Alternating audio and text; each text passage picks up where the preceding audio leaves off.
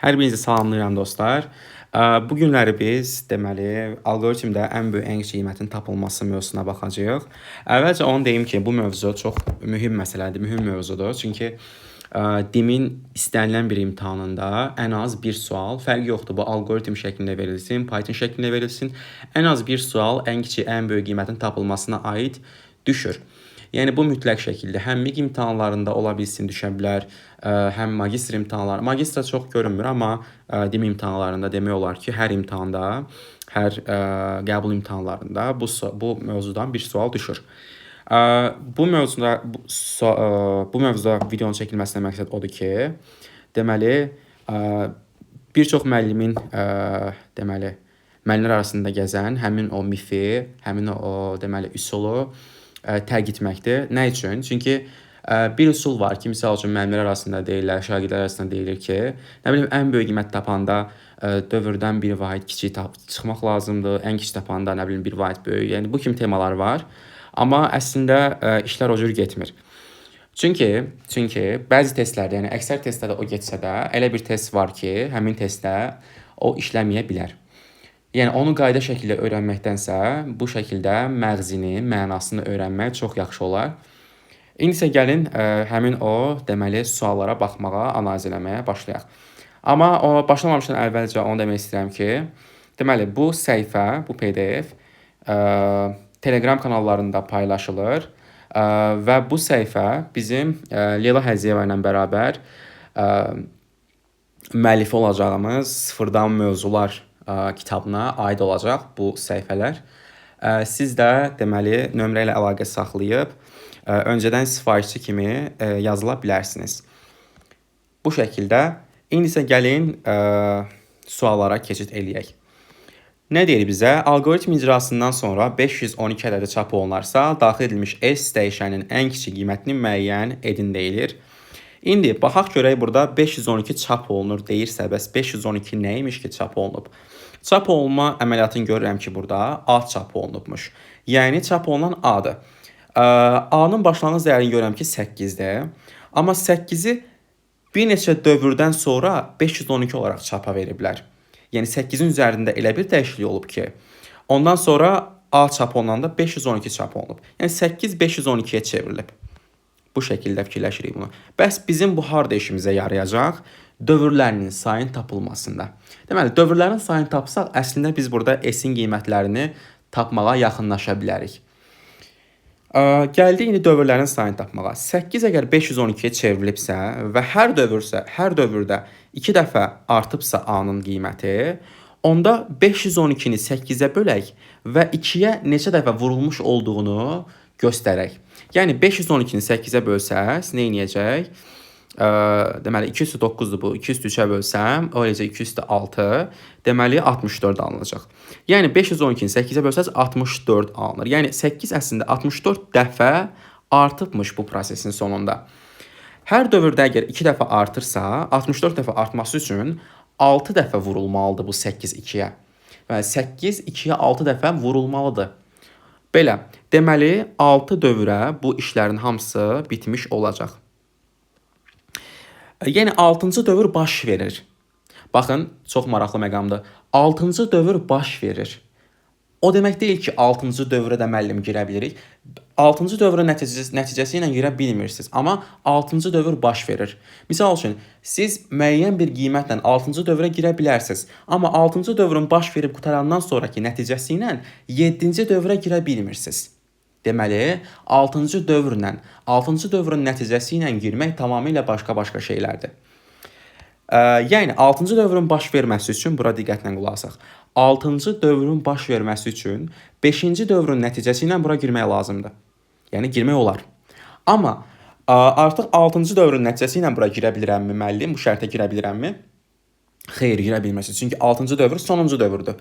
Onun nəticəsi ilə 7-ci dövrə girmək olmaz. Belə. İndi gəldik burada S dəyişəninin kiçik qiymətini tapmalıyam, ən kiçik qiyməti tapmalıyam, o necə tapmalıyam? Əvvəlcə siz öz-özünüzə sual verirsiniz. Baxın, bu şərt, öz-özünüzə sual verin. Bu şərt mənə verilib də, bu şərt A üstəgəlsin B kiçikdir 2S-dən.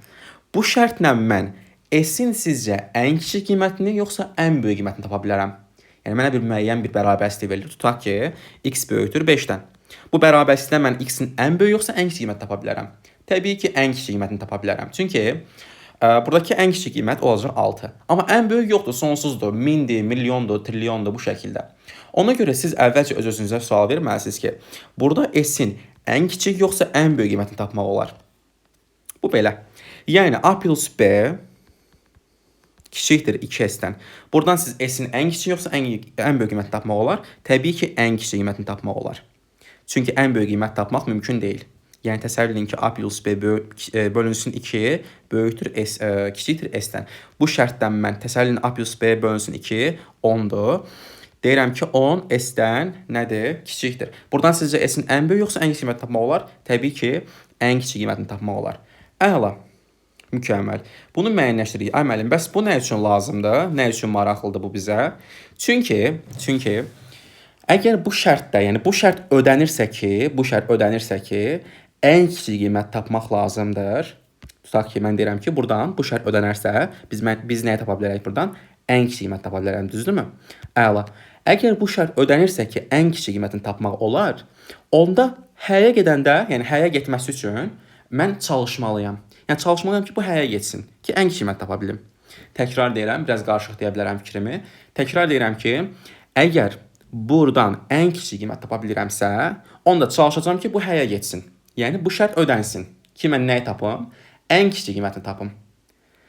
Bəs müəllim, tutaq ki, məndən ən böyük qiyməti istəsə, ən böyük qiymətini tapmaq üçün mən deyirəm ki, əgər bu ən kiçik qiyməti tapmağa yarayırsa, onda mən bunu inkar eləməliyəm ki, bundan ən böyük qiymətini tapım.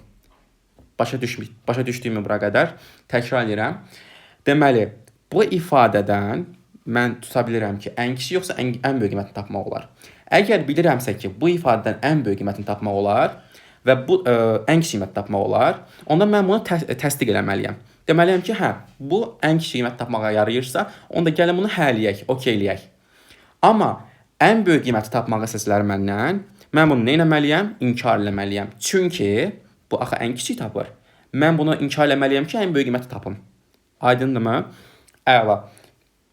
Deməli, hazırki sualda əgər bu şərt ən kiçik qiymət tapmağa kömək eləyirsə mənə, deməli mən bunu okeyləməliyəm. Yəni həyə doğru getməyinə çalışmalıyam. İndi mən bilirəm ki, bu 6 dövrdə baş verir. Yəni 6 dövr burada işləyir. Əla. Sizcə 5-ci dövrün nəticəsi ilə bura girsəm girə bilərəm, yoxsa 6-cı dövrün nəticəsi ilə bura girsəm girə bilərəm? Təbii ki, 5-ci dövrün nəticəsi ilə girsəm girə bilərəm. Çünki 6-cı dövrün nəticəsi ilə bura girmək olmaz.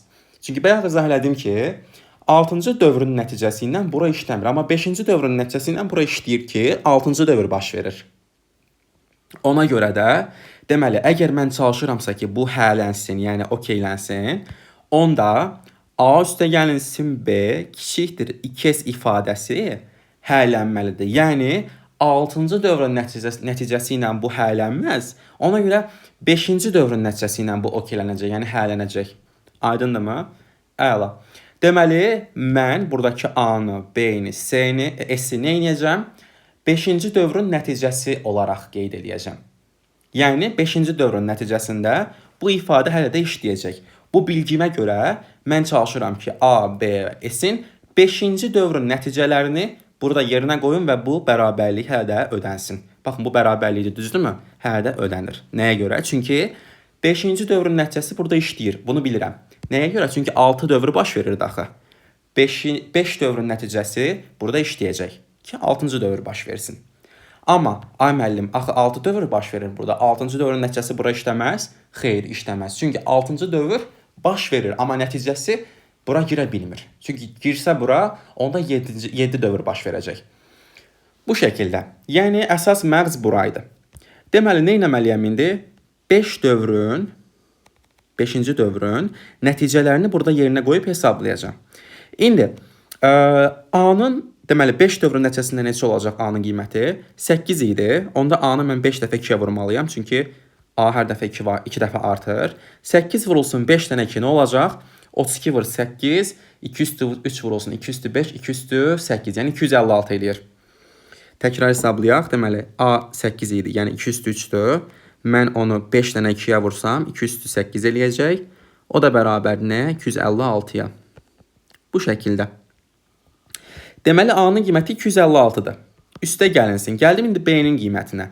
B nədir? B 10-dur. Və 5 dəfə mən onun üzərinə 3 gəlsəm nə olacaq? 10 üstə gəlinsin. 5 dənə 3, 15. Nədir bu? Deyirəm ki, kiçikdir. Baxın, 5-ci dövrün nəticəsində artıq bu həllənir, okeylənir. Əla. Deməli, kiçikdir nədən? 2 vurulsun S-dən. İndi S-in qiyməti necə olacaq? S-in başlanğıc dəyərini bilmirəm. Ona görə S yazıram. Və hər dəfə bu 5 vahid artır. Onda 5 dövrün sonunda neçə olacaq bu S-in qiyməti? S üstə gəlinsin 25 olacaq. Belə və indi başlayıram bunu həll eləməyə. 256 üstə gəlsin 10, 266, 266 üstə gəlsin 15, 281, düzdürmü? Kiçik nədən? 2 vurulsun, S üstə gəlsin 25-dən. Və bu da deməli 2-ni gəlin vursaq, yəni riyazi hesablamadır burada əslində. 281 kiçikdir 2S üstə gəlsin 50. 50-ni açam o tərəfə, 231 çıxılsın 2S-dən. Və buradan da S kiçik nədən? Təxmini hesablasaq 115,5. 115,5-dən böyük olan hansı ən kiçik ədəd var? Baxın, təkrar edirəm, ağzımda deyirəm ki, ən kiçik ədəd. Deməli, buradan S-in hansı qiymətini tapmış oldum? Ən kiçiyini. Gördünüzmü? Deməli, S nə olacaq burada? Ən kiçik 116. Doğru cavab 116. Belə. Yəni, hər suala bu şəkildə detallı yaxınlaşmaq lazımdır ki, əzbərçilikdən uzaq olaq, dimin hər bir addımında onun suallarının hamısını kökündən həll eləyək. Gəldim ikinci suala.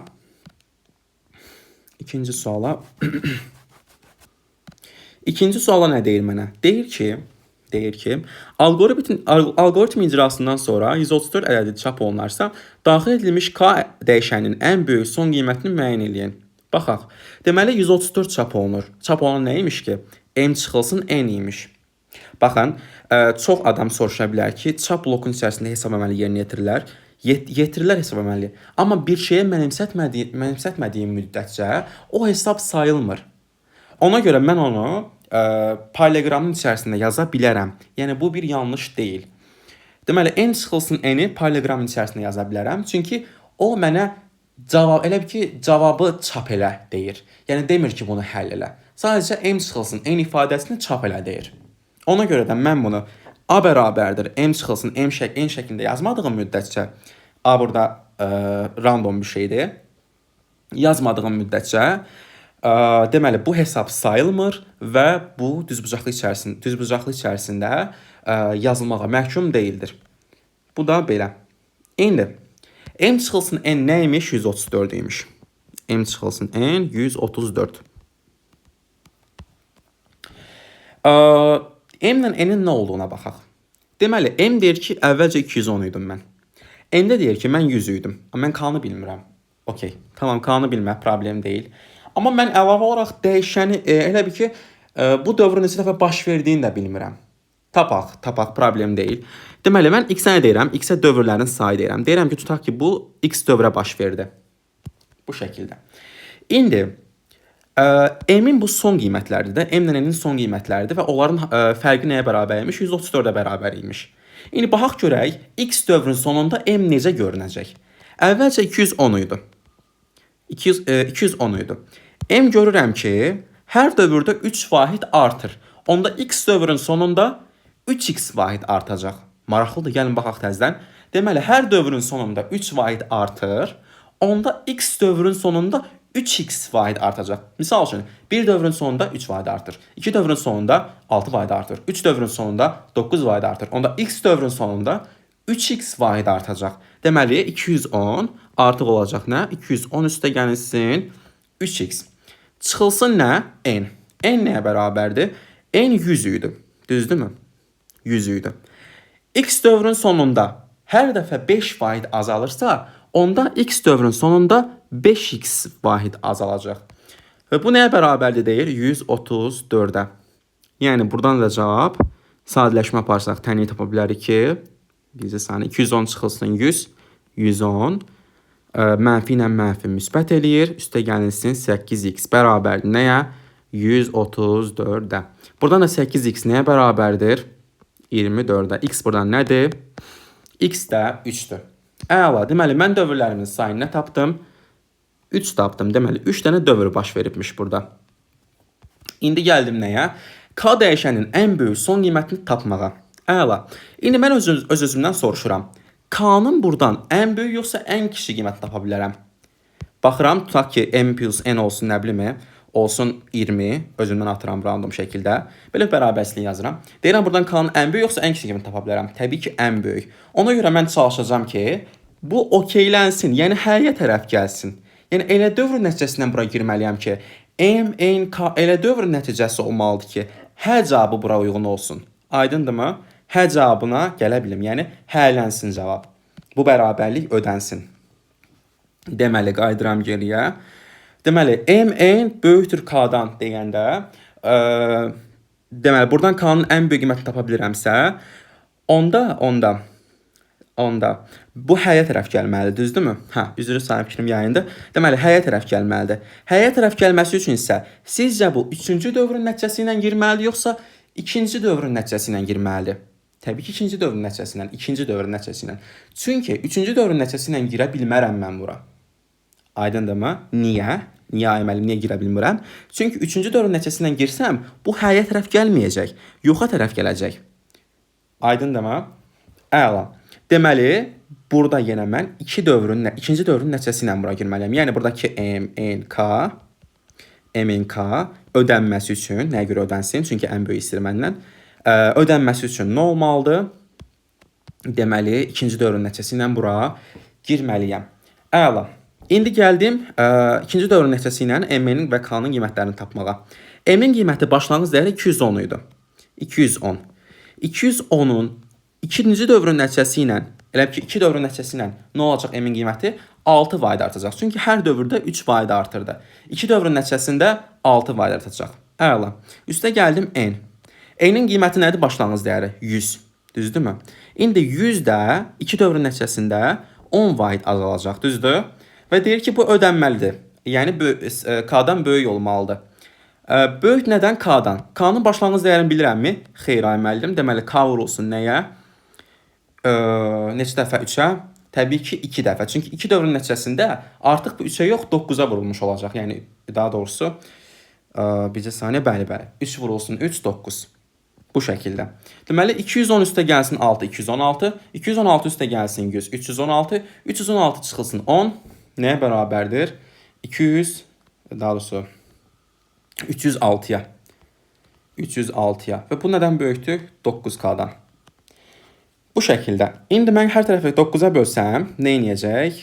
3 buradan, 4 buradan. 34 böyük nədən? K-dan. Deməli, K-nın buradan hansı qiymətini tapa bilirəm? Ən böyük qiyməti. Bəs nəyə bərabərdir ən böyük qiyməti? Təbii ki, 33-ə. Cavab 33-dürmü? Xeyr. Çünki ən böyük son qiymətini istəyir mənə. İndi K-nın ən böyük son qiymətini almağım üçün mənə K-nın ən böyük ilkin qiyməti lazım idi. Əla. Onda mən ən böyük son qiymətini tapmaq üçün ən böyük ilkin qiyməti lazım idi və ən böyük ilkin qiymətindən artıq mən 3 dövrün sonuna baxa bilərəm. Yəni 3 dövrün sonunda görün bunun qiyməti necə olubmuş. Yəni 33 vurulsun 3 dəfə nə? 3. 3 vurulsun 3. Yəni 33 vurulsun nə? 27. Onu da artıq vurub cavabı tapa bilərsiniz. Bu şəkildə həll olundu məsələ.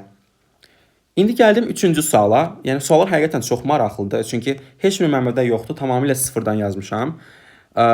Yəni sualları əgər əldə etmək istəyirsinizsə, yenə deyirəm, bu şəkildə PDF-lər satılmır. Ancaq siz bunu kitab şəklində, inşallah Leyla müəllim də sualları yazacaq və birləşdirib sizə kitab şəklində təqdim edəcəyik sentyabr ayından etibarən. Allahın izni ilə. İndi gəldim 3-cü suala baxmağa. 3-cü suala.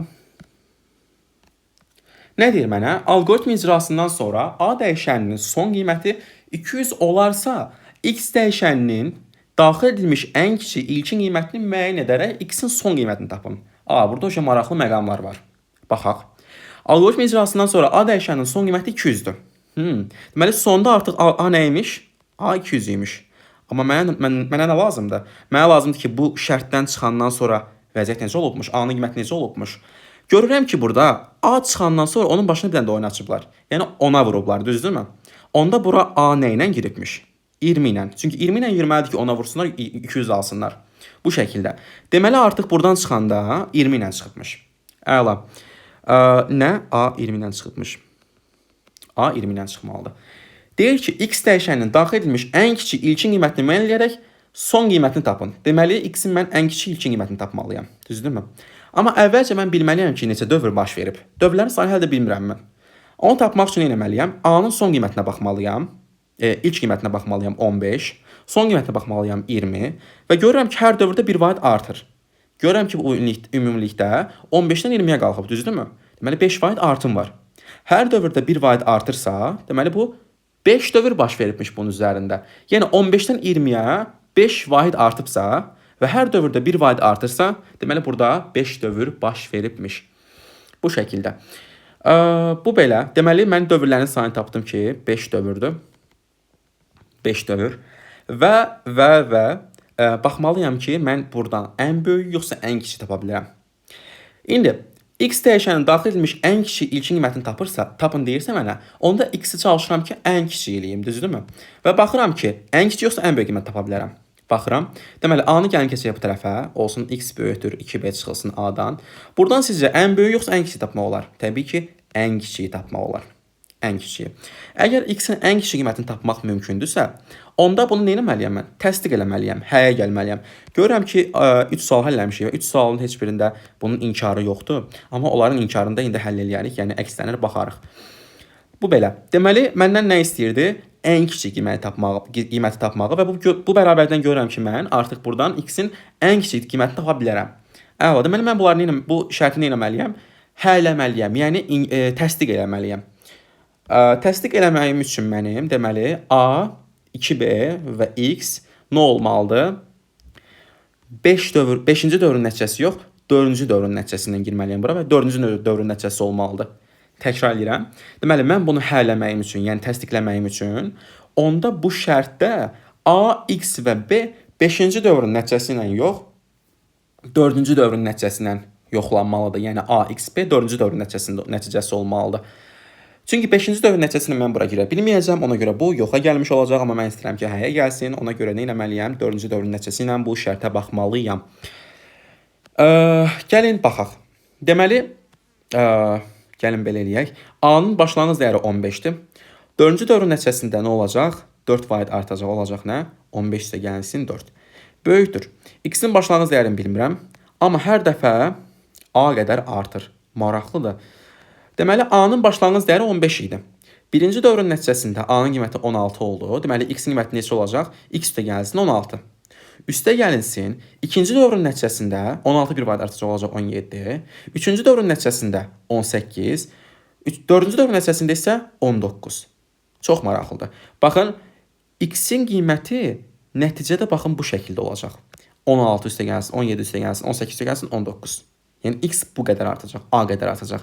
A isə hər dövrdən dövrə dəyişir. Bir dəfə 15 olur, daha doğrusu 16 olur, bir dəfə 17 olur, bir dəfə 18 olur, bir dəfə 19 olur. Bəs müəllim, niyə 15 olmadı axı? Birinci səfər 15 idi. Çünki birinci dövrün nəticəsində artıq dəyişir axı bu. A-nın qiyməti 15 olmur, 16 olur. Ona görə x-in üzərinə artıq 16 gəlmiş olacaq biz. Gələn səfər sonra 17, 18, 19 və fərqindəsinizsə A-nın son qiyməti nə imiş? 19 imiş. Sonra nə deyir burada? Böyük nədən? 2B-dən. 2 vurulsun B-dən. B nədir? B 80-dir. 80 də ki, 4 dövrdən danışırıq da, bəli. 4-cü dövrün nəticəsində artıq 4 vurulsun 5, 20 vahid azalacaq. Yəni, 80 çıxılsın 20 olacaq. Aydındırmı? Deməli, artıq 80 çıxılsın 20 olacaq bu B-nin nəticəsi. Çünki 4 dövrün nəticəsində 5 vahid azalırsa, 4 dəfə 5-in 20 edir. Və başlayıram x-in qiymətini tapmağa buradan. Deməli, 19 üstə gəlinsin, x üstə gəlinsin. Deməli, 16 üstə gəlsin 17, 33, 33 üstə gəlsin 18. Deməli, 50, 51, 51 üstə gəlsin 19, 51 üstə 19 gəlsə 70 eləyəcək. 70 böyük nədən? 80 çıxılsın 20, 60, 60 vurulsun 2, 120.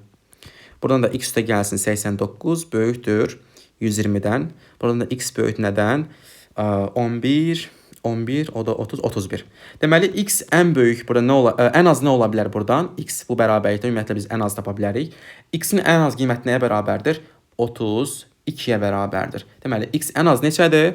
32-dir. Cavab 32 mi? Xeyr. Çünki x-in son qiymətini istəyir məndən. Yəni artıq 5 dövrün nəticəsində x nə olacaq? 32 üstə gəlinsin. X-in başlanğıc dəyəri 32 idi. Üstə gəlinsin. Deməli, birinci dövrün nəticəsində A-nın qiyməti 16 oldu. 16 faiz artır. Çünki A qədər artır axı.